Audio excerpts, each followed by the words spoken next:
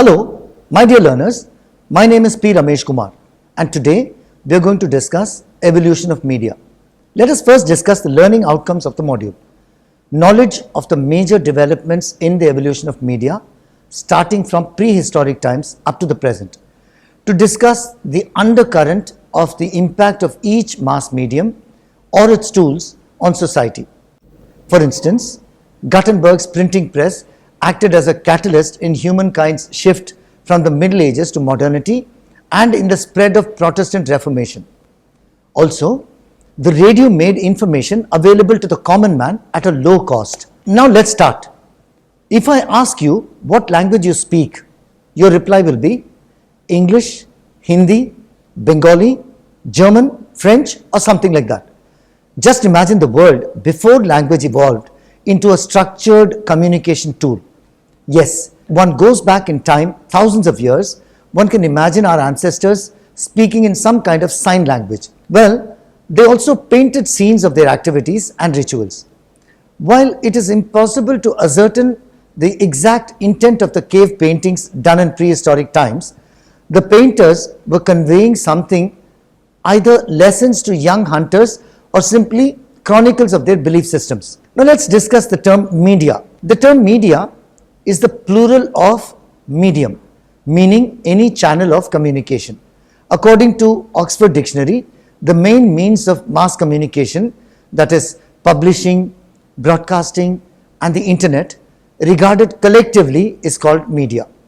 Going by the definition, it includes all forms, print, audio, visual and any means that propagates the dissemination of information on a public portal.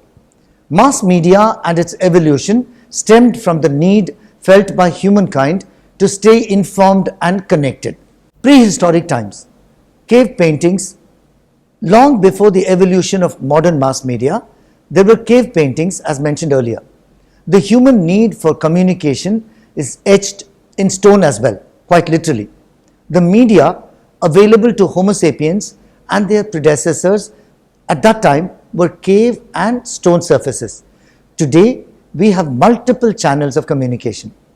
Stone sculptures, remains of carved stone objects and tools from the Neolithic period, that is about 10,000 BC to 2000 BC, show that stone sculptures can be traced back to ancient civilizations found in many parts of the world. The basic stone carving techniques remained the same from ancient times until the Middle Ages. Stone as a tool is older than civilization itself. Some prehistoric Venus rock figures may be up to 250,000 years old. For most of human history, the hammer and chisel were the tools of the sculptor. Then you have papyrus. Papyrus, similar to thick paper, was used as a writing surface in ancient times. The Egyptians used the stem of the papyrus to make sails, fabrics, carpets, robes and mainly paper. Paper made from papyrus was the most important writing material in ancient Egypt. It was introduced by the Greeks and was widely used in the Roman Empire. It was used not only for books in scroll or scroll form, but also for correspondence and legal documents. Clay tablets. Clay tablet, another ancient writing instrument, was first developed in ancient Mesopotamia over 5,000 years ago. Scribes used a reed quill to mold shapes into moist clay. The tablets were then dried in the sun or burned in an oven. Documents were often filed in libraries where they remained for millennia. Clay tablets were mainly used to create accounting, literary and administrative documents. Then comes the printing press. Printing press happened in the 15th century. German goldsmith Johannes Gutenberg invented the printing press around 1436 BCE, though he was by no means the first to automate the printing process. Woodblock printing in China dates back to the 8th century, and Korean bookmakers printed with movable metal type a century before Gutenberg.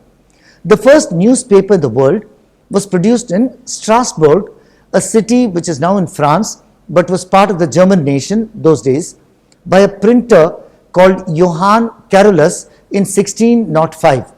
It was in the German language. Others followed suit soon after. The first English language newspaper was published in 1620, not in London, as many believe, but in Amsterdam, where the first French language newspaper was also published. Both French and English newspapers in Amsterdam translated German and Dutch newspapers for the French and English markets. The first American newspaper, that is the first newspaper in the English colonies in North America, which was to become United States, was published in Boston in 1690, called Public Occurrences, both foreign and domestic. It was a monthly publication.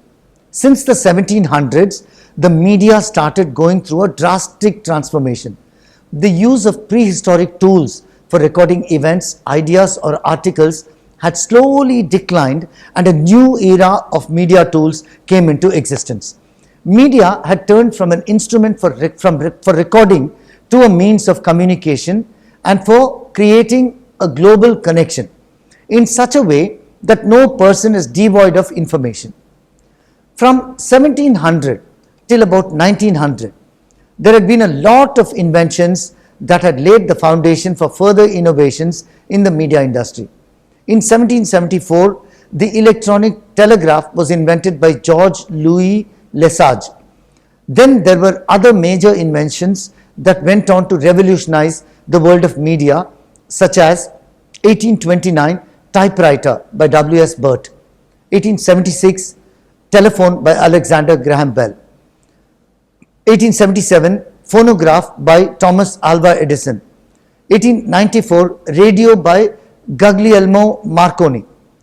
Gutenberg's invention of an early form of the printing press in 1436 was a game changer in the history of mass media and civilization itself. The printing press became one of the milestones leading up to the blossoming of the Renaissance, which in turn was the bridge between the Middle Ages and modernity. The other milestones included the fall of the Byzantine Empire and the rise of the Ottoman Turks in 1453, Columbus's discovery of the New World in 1492, the Protestant Reformation. Printing technology was still a nascent field in 1810 when inventor Frederick Koenig combined the printing press with the steam engine, which in turn marked the beginning of the print medium's industrialization. Newspapers gave readers in different parts of the country a national identity and made them see themselves as members of one unified community, according to Benedict Anderson. Also, newspapers enabled those who had more free time and money to utilize them purposefully.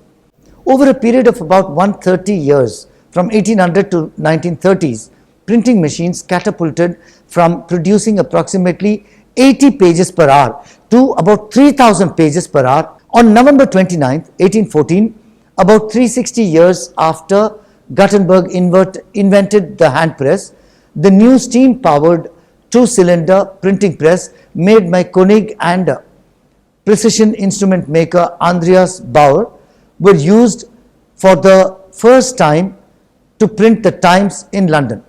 Determined to implement the idea of using steam power to replace manual printing with a printing press, Koenig made the rotary cylinder an integral part of the printing process. That is why it is now known as rotary printing. Bauer helped him build a fully functional press in England, which was industrially advanced at the time. With their cylinder press, Koenig and Bauer not only replaced muscle power with machine power, but also created the technical infrastructure for the distribution of print media products to the less wealthy classes of society. That in turn paved the way for an informed society. The phenomenon of what came to be called penny papers threatened major newspapers in the 1830s.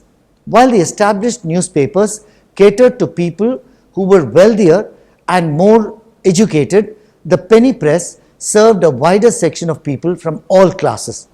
The penny press is said to be the precursor to today's tabloids. Now let us look at radio.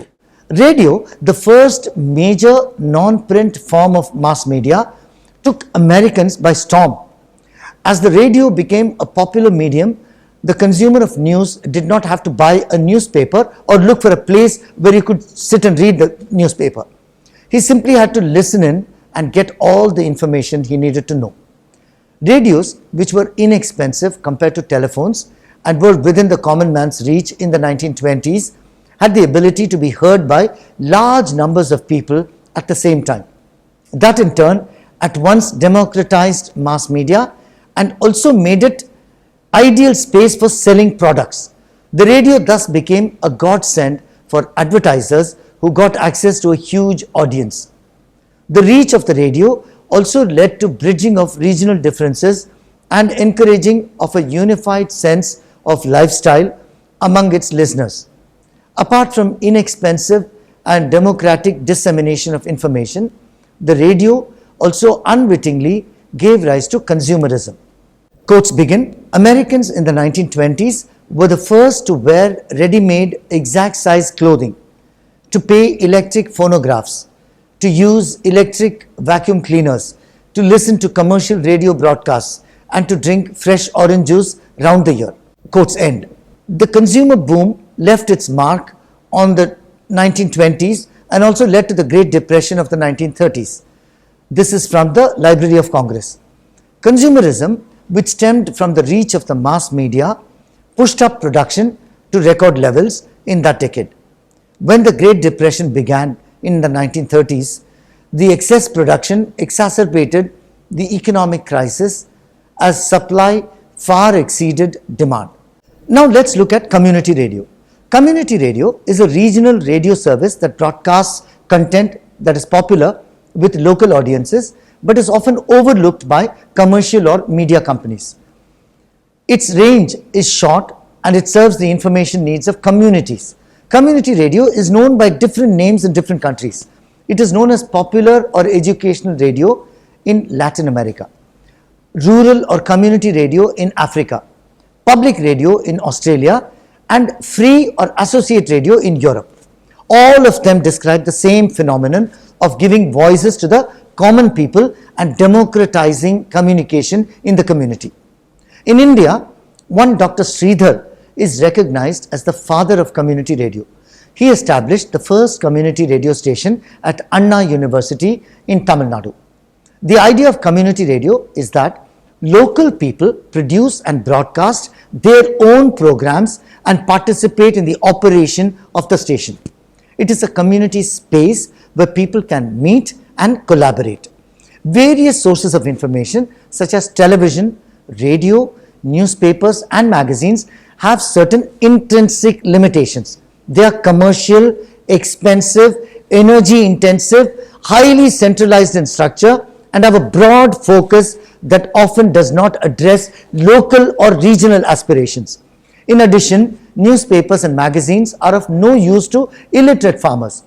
This is not the case with community radio, which is affordable, portable, highly decentralized and is responsive to local needs.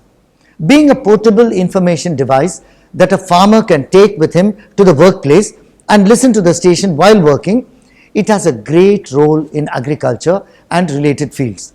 With its flexibility and immediacy, community radio can meet the diverse needs of farmers. The University of Agricultural Sciences, UAS, Dharwad became the first agricultural university to launch an exclusive radio station for farmers when Krishi Community Radio Station, KCRS, FM 90, MHZ went on air on May 17, 2007. It currently broadcasts programs covering latest agricultural technology and educates farmers on farming methods, better agricultural practices, animal husbandry, technology, poultry farming, horticulture, fisheries, environment, income generating activities, health, hygiene, nutrition, etc. from successful farmers and experts. Now let us take a look at television. The television, the audio-visual medium, followed the radio soon enough. Originally designed in the early 1900s as a potential tool for education and human interaction, by the middle of the 20th century, it became a vibrant broadcast medium adopting the public radio model to bring news and entertainment to people around the world. The first device that can be called a television system was created by Scottish engineer John Logie Baird. Baird's mechanical television used a rotating Nipkow plate, a mechanical device, to capture images and convert them into electrical signals.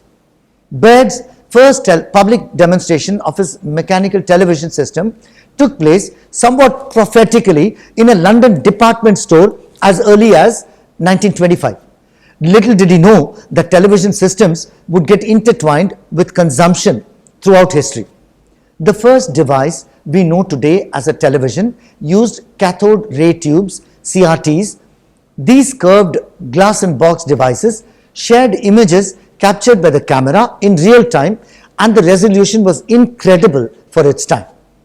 Electronic television was first demonstrated in San Francisco on September 7, 1927. The system was designed by Philo Taylor Farnsworth, a 21-year-old inventor who lived in a house without electricity till the age of 14. As a schoolboy, Farnsworth started developing a system that could capture moving images, encode them into radio waves, and then convert them back into screen images.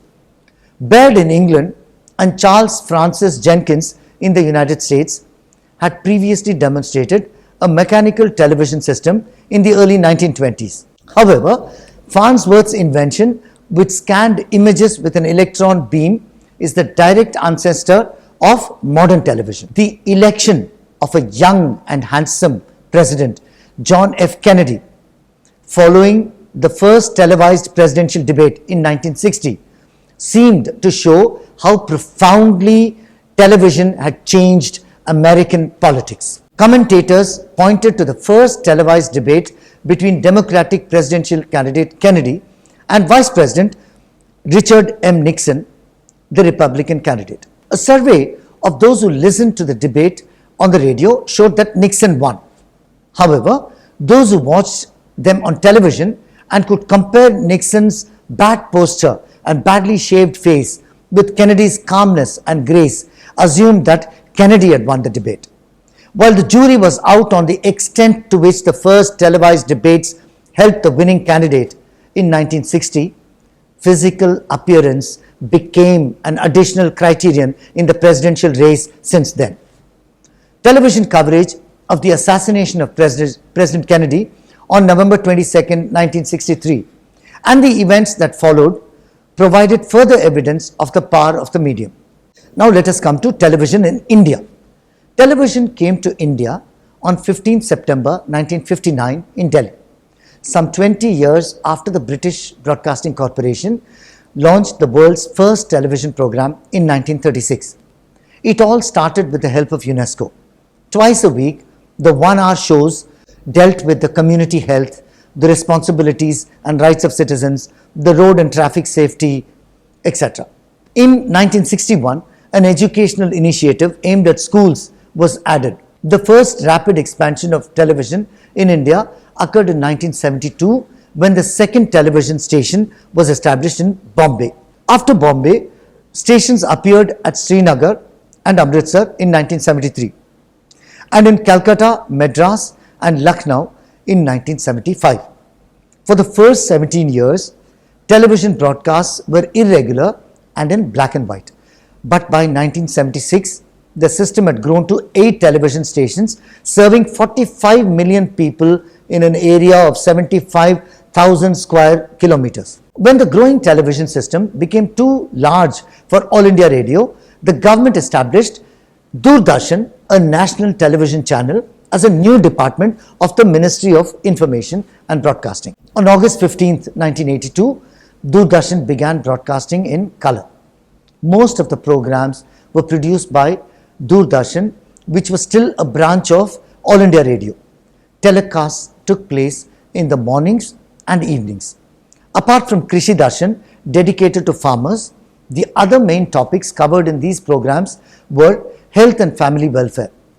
They also included entertainment in the form of dance, folk music and theatre. The telecast of the 9th Asian Games in 1982 was a turning point in the history of Indian television. For the first time, Doordarshan provided a nationwide color telecast through the INSAT 1A satellite. About 210 million households owned a television set by 2021, up 6.9% from 197 million in 2018, according to the data released in 2021 by Broadcast Audience Research Council, India. The number of television viewers increased by 6.7% to 92 million from 836 million in 2018. The number of women owning a TV increased by 7%, while that of men increased by 6%. The most interesting development by 2021 was that there were more TV sets in rural India than in urban India. TV ownership went up by 9% to 119.2 million in villages, whereas it increased only by 4% to 91 million in cities. Now, let us look at the other mass medium, films. Films, which are also part of the mass media, can play an important role as a medium of entertainment, information, and education, as well as a catalyst for social change. The entertainment factor is largely responsible for the popularity of movies. Its ability to depict nuances makes it a distinct medium. The first big screen film was made in 1888 and was named Roundhay Garden Scene. A short film lasting just about 2.11 seconds was made by French inventor Louis Le Prince. Film broadened the notion of entertainment, and in course of time, the audiovisual medium certainly tended to be seen as the preferred one compared to the other mass media. Now, let us come to the contemporary times in which we are living, internet and social media. By the 1990s, the internet was introduced to the world and a new global community was formed through which anyone could get in touch with anyone else. The advent of the internet has opened up the media all the more. The technology developed from desktops to portable computers, now known as laptops, and then into mobile phones with multimedia. The modern media websites such as Facebook, Twitter, which is now called X, and Instagram have enabled personal interactions and reactions on social and current issues, giving rise to the term social media. In the current era, the internet dominates as the media platform. So, let's try to conclude now. As pointed out by authors Asa Briggs and Peter Burke, advances in mass media technology have led to hundreds of thousands of components being carried on a microprocessor. The reduction of different kinds of content to digitally stored information meant that print, film, recording, radio and television and all other forms of telecommunications were now being thought of increasingly as part of one complex. Convergence is the term used to describe this process, which is the essence of media today. Thank you.